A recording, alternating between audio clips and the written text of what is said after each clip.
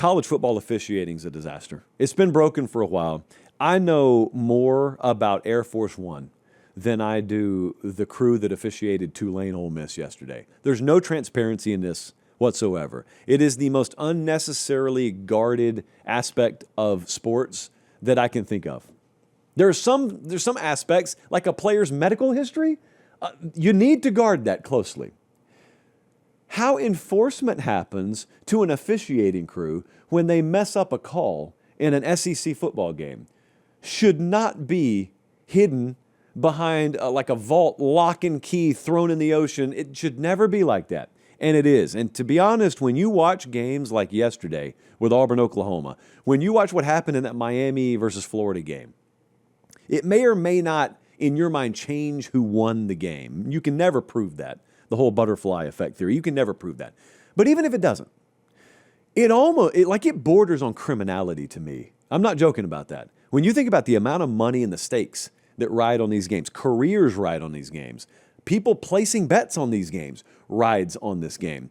And to have the lack of transparency and the utter disaster that the enforcement mechanism is from a rules perspective in these games, sometimes it seems criminal. And the problem is, I've never been a big conspiracy theorist guy on this. Like, I think officiating's just really hard, and people are out there genuinely trying to do a good job, and sometimes they screw up. And maybe if you screw up too much, you don't deserve to be on that field anymore. But at the very least, I've always thought we ought to get way more answers on this, way more transparency than we do. And when you don't get it, that is feeding oxygen to conspiracy theorists. So, I got an Auburn buddy. Who swears the league office is out to get Auburn. Do I believe that? No, not per se. But his proof is Auburn getting the shaft from the officials in a football game yesterday. Now, I personally still don't look at that as this indisputable evidence that the league office has it in for Auburn. However, here's the problem. I don't have any counter. I don't know what to tell him because the league doesn't tell us anything. And every time you sit there and you hide behind these little Twitter PR graphic edits that you put out hours later, which mean nothing. No one cares that you admit you were wrong after you've already blown a game. Every time this happens, every time we go further down this road of lack of transparency, it provides oxygen to people like my buddy who believe that Birmingham, Alabama is home to the SEC league office who has it out for Auburn University. What am I supposed to tell him? You don't tell us anything. I have no clue what to tell him. So here's what happened yesterday, if you're unfamiliar with what happened, if you weren't watching the Auburn-Oklahoma game.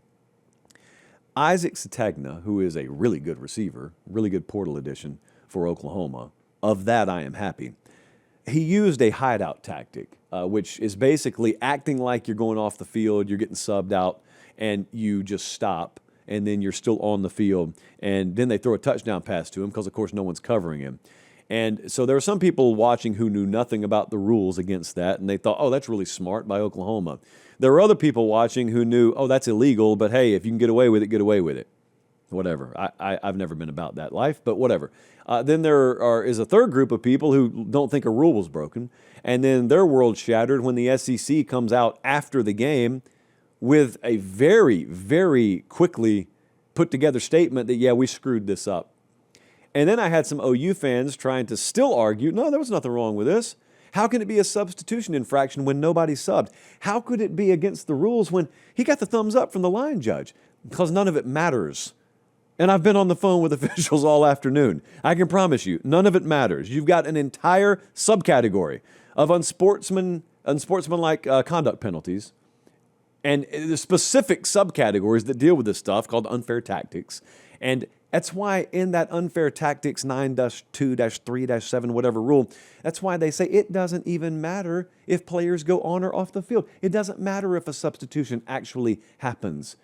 The germ of trying to fool someone on sub-tactics could very well be that you never intended anyone to come on the field in the first place. So it's very obvious a rule was broken here. And anyone who doesn't think so, the league disagrees with you, and they've got all the incentive in the world to not. So that happens. Here's what's wild. It's not wild that calls get blown every now and then. Here's what's wild. It's so much worse than you think it is. You would have your mind blown how many officials listen to this show and how many of them reach out all the time. And rarely do I walk into a building that a member of the officiating crew, sometimes even the white hat, doesn't come up to me and talk about something they've heard us say about officiating on the show and then feed us a little information. And to their credit, it's always in the interest of bettering their profession or holding their profession to account. Because contrary to popular belief, most of them are really good at what they do. But they look around and say, if the public had any idea how broken this process is, and if the public had any idea how much of a bind some of us are put in, above and beyond just the calls we make on the field, it would blow their mind. It would. It would blow your mind. So, hey, really quick timeout. We'll get right back to the video. Do me one favor. Make sure you're subscribed. It helps us keep the show free. It helps us keep the lights on. It helps us keep doing college football year-round, and we appreciate it. All right, back to the video. College football, billion-dollar industry. Nickel and dime officiating, enforcement arm. College football sits here and prints money. It's a billion-dollar industry, and it's got a nickel and dime officiating arm. And it's never made sense, but it only makes sense when you understand no one's really in charge. Oh, Josh, certainly they have superiors. Oh, no, they do. They do. You've got conference coordinators of officials. Who are they answering to? Steve Shaw? What transparency is he giving you? So really, as just an observer of college football, maybe even as a coach, what kind of transparency are you really getting? Here's what's wild. What's really wild is Hugh Freeze is sitting in his game yesterday, and just an egregious call goes against him. I kid you not, I have spoken to officials today that say that's day one clinic stuff. Like, even within their own world, it was the talk of yesterday about how egregious a no call that was and how much everyone should be fired or punished on the spot on that crew for allowing it to happen. Here's what's wild, though. Call gets blown, just an egregious miss by that crew in the Auburn-Oklahoma game. And then the SEC comes out afterwards and says, yeah, we messed it up. And that's it. And what's crazy is if Hugh Freeze goes to the podium afterwards and does nothing more than tell the truth about what a joke the process is right now of officiating and the lack of transparency, he'll get fined. And I'm sitting there thinking to myself yesterday, hold up.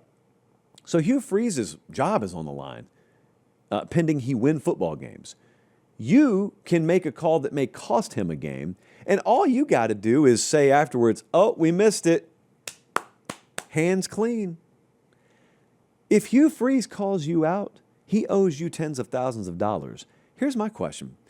If your officials screw a game up and cost me a win, and you come out and admit you cost me, or at the very least you screwed up, why don't you owe me money?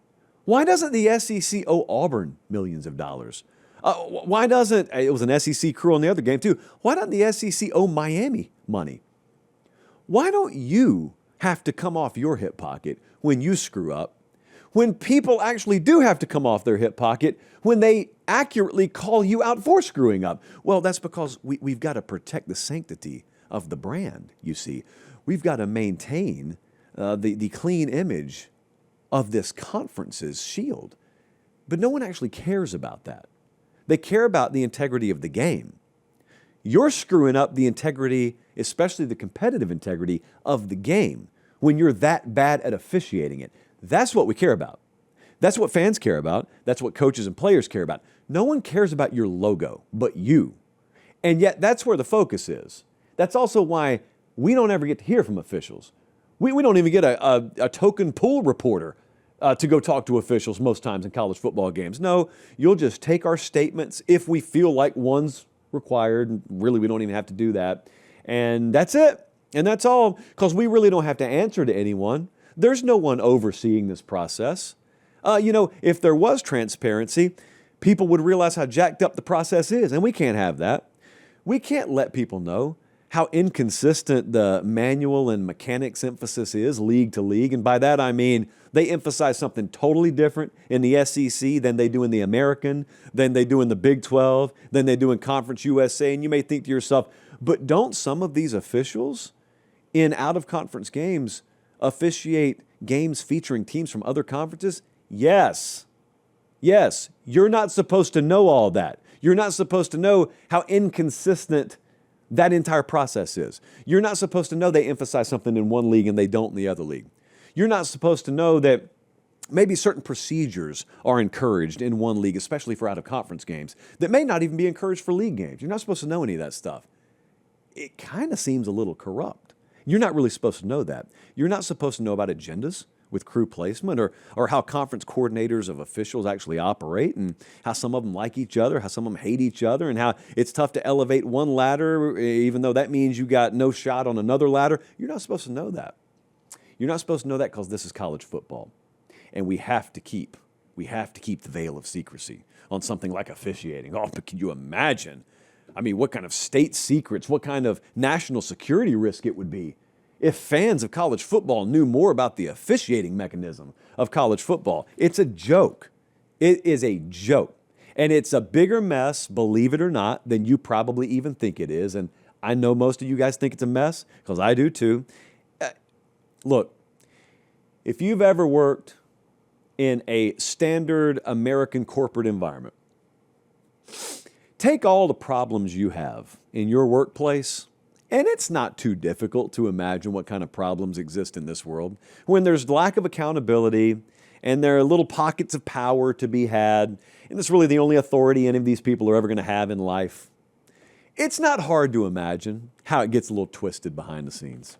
It just so happens that hundreds of millions of dollars are bet on this, and they're not bet on what happens in your office day to day. And careers are on the line, both coaches and players, when it comes to this. So a little more transparency, I don't think is the worst thing in the world to ask for.